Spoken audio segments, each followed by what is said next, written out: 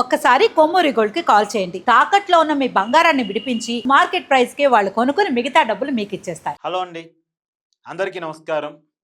నేను మీ కట్టా కార్తీక్.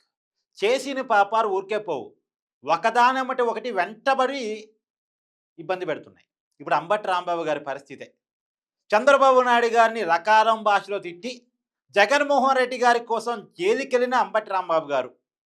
జగన్మోహన్ రెడ్డి గారి కోసం అని ఎందుకు చెప్తున్నానంటే, తిరుమల తిరుపతి నెయ్యి కల్తీ ఇష్యూ వైసీపీని ఏపీ రాజకీయాల నుంచి బైకాట్ చేపించే పరిస్థితి వస్తుంది అనేటువంటి ఒక భయంతో, వైసీపీని హిందువులంతా బైకాట్ చేస్తున్నారు అనేటువంటి ఒక భయంతో, డైవర్షన్ పాలిటిక్స్ కోసం డైవర్షన్ పాలిటిక్స్లో భాగంగా అంబటి రాంబాబు గారి చేత స్క్రిప్టెడ్గా చంద్రబాబు నాయుడు గారి మీద వాళ్ళ తల్లిని అవమానించేలా లకారం భాష తిట్టించిన విషయం మీ అందరికీ తెలుసు. అయితే ఆ కేసులో అంబటి రాంబాబు గారు ముందుగా జైలుకి వెళ్ళారు. 14 రోజులు రిమాండ్ విధించింది కోర్టు. దాంట్లో భాగంగా రాజమండ్రి సెంట్రల్ జైల్లో గడిపారు. గడిపిన తర్వాత ఆ కేసులో బెయిల్ వచ్చింది. ఆ కేసులో బెయిల్ వచ్చిన తర్వాత ఇంకొక కేసులో గుంటూరు జిల్లా పట్టాభిపురం పోలీస్ స్టేషన్లో నమోదైనటువంటి ఇంకొక కేసులో పీటీ వారెంట్ జారీ చేసి మళ్ళా రిమాండ్కి పంపించడం జరిగింది. ఆ కేసు ఏంటంటే, మెడికల్ కాలేజీల పబ్లిక్ ప్రైవేట్ పార్ట్నర్షిప్ పాలసీకి వ్యతిరేకంగా ఆందోళన కార్యక్రమాలకు వైసీపీ పిలుపునిచ్చింది 2024 నవంబర్లో. ఆ కార్యక్రమంలో భాగంగా పోలీస్ ఆంక్షలను ధిక్కరించి పోలీసుల మీద విరుచుకుపడి పోలీసుల బారికేళ్లను తోసేసి ఆ రోజు పట్టాభిపురం సిఐ మీద అంబటి రాంబాబు గారు రెచ్చిపోయారు. ఆ కేసులో పీటీ వారెంట్ చేసి కోర్టు ఆదేశాల మేరకు మళ్ళా రిమాండ్కి వెళ్ళారు అంబటి రాంబాబు గారు. రాజమండ్రి సెంట్రల్ జైల్లోనే గడుపుతున్నారు. సరే, ఆ కేసులో కూడా నిన్న బెయిల్ వచ్చింది. సరే, ఆ కేసులో బెయిల్ వచ్చింది. ఇక సంబరాలు చేసుకుందాం వైసీపీ కార్యకర్త రెడీ అవుతున్న సందర్భంలో అసలు ఆల్రెడీ అంబటి రాంబాబు గారి ట్విట్టర్ ఖాతా నుంచి ఒక పోస్ట్ కూడా బయటకు వచ్చింది. అంటే మేబీ ఆయన జైల్లో ఉన్నాడు కాబట్టి వాళ్ళ కుటుంబ సభ్యులు పెట్టుంటారు. అక్రమ కేసులు, ఈ దాడులు, నిర్బంధాలు వెలుగుని ఆపలేవు, వెలుగుని నిర్బంధించలేవు అన్నట్టుగా వాళ్ళు అభిప్రాయం వచ్చేలాగా పోస్ట్ పెట్టారు. సరే, ఆ పోస్ట్ పెట్టారు లేదో ఇంకా అంబటి రాంబాబు గారి చీకటి రోజులు ముగియలేదు, ఆయన చేసిన పాపాలు ఇంకా ఉన్నాయి, ఒక్కొక్కటి రీస్టౌట్ అవుతున్నాయి అన్నట్టుగా మళ్ళొక పీటీ వారెంట్ జారీ అయింది. ఇవాళ కోర్టు ముందుకు హాజరు కాబోతున్నారు అంబటి రాంబాబు గారు. ఇలా కోర్టు ఆదేశిస్తే మళ్ళీ ఆయనకి రిమాండ్ పడితే మళ్ళీ కూడా జైలుకి వెళ్ళేటువంటి అవకాశం ఉండొచ్చు. ఇవాళ నమోదైన కేసు ఏంటి అంటే 2023 సంక్రాంతి. ఇది రాసి చెప్తున్నా మీకు, ఎందుకంటే మళ్ళీ ఇది కూటమి పెట్టిన అక్రమ కేసు అంటారేమో. 2023 అంటే అప్పుడు ఎవరు అధికారంలో ఉన్నారు? వైసీపీనే అధికారంలో ఉంది. జగన్మోహన్ రెడ్డి గారే ముఖ్యమంత్రి. 2023 సంక్రాంతి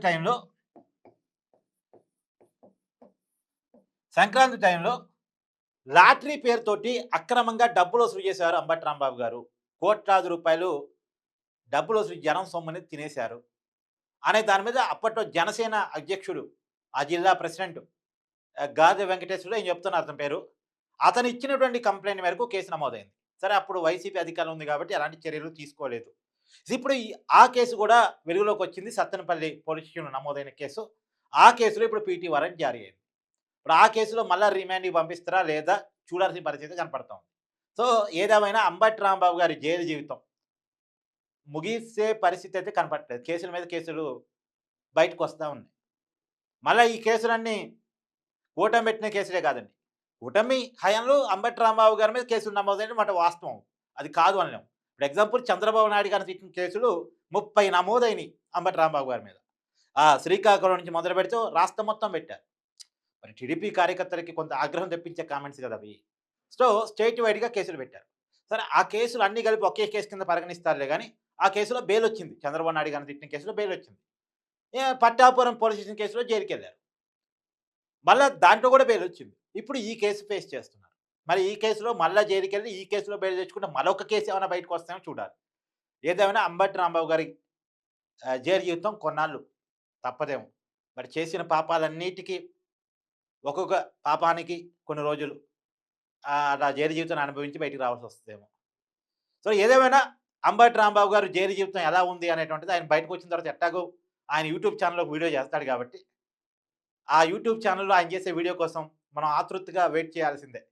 ఏదో ఉంటుంది కదా, కొద్దిగా ఏదైనా స్పెషల్ స్టోరీ పడేటప్పుడు అదిగో వెయిటింగ్ వెయిటింగ్ వెయిటింగ్ కమింగ్ అప్లో ఉంటాయి కదా, అలా ఇప్పుడు మనం కొంత వెయిట్ చేస్తూ కమింగ్ అప్‌ని చూస్తూ అంబటి రాంబాబు గారి జైలు జీవితం ఎలా ఉంది? ఎందుకంటే గతంలో టీడీపీ నాయకుల్ని అరెస్ట్ చేసి వాళ్ళని జైలుకి పంపిస్తున్నప్పుడు వాళ్ళ జైలు జీవితాల మీద అనేక కామెంట్స్ వైసీపీ నాయకులు చేశారు. ఏకంగా చంద్రబాబు నాయుడు గారు జైలుకెళ్ళినప్పుడు కూడా. ఇప్పుడు వీళ్ళేం చెప్తారు మరి జైలుకెళ్ళినప్పుడు? సరే మిగతా వాళ్ళ జైలు జీవితాలు వినలేం మనం. ఎందుకంటే వాళ్ళెవరు యూట్యూబ్ ఛానల్‌కొచ్చి మీడియా ముందుకొచ్చి జైలు జీవితాలు ఇలా ఉన్నాయి, అలా ఉన్నాయని చెప్పే రకాలు కాదు. వల్లభనేని వంశీ జైలుకెళ్ళినా, కాకాని గోవర్ధన్ రెడ్డి జైలుకెళ్ళినా వాళ్ళు చెప్పేవాళ్ళు కాదు. కానీ ఇప్పుడు అంబటి రాంబాబు గారైతే ఆయనకి యూట్యూబ్ ఛానెల్ ఉంది కాబట్టి చెప్తారు ఖచ్చితంగా. ఆయన జైలు జీవితం ఎలా ఉందో ఖచ్చితంగా చెప్తారు. మరి ఎలా ఉంది అనేటువంటిది ఏది ఆత్మకథలాగా జైలు కథ. అంబటి రాంబాబు జైలు కథ. తొందరలో మనం ఆ ఎపిసోడ్‌ని యూట్యూబ్ ఛానెల్‌లో చూడొచ్చు. ఏది ఏమైనా అంబటి రాంబాబు గారు మరొక కేసులో ఇయాల కోర్టు ముందుకు హాజరు కాబోతున్నారు. అంబటి రాంబాబు జైలు జీవితం మీద మీ కామెంట్‌ని కూడా చెప్పే ప్రయత్నం చేయండి. Thank you.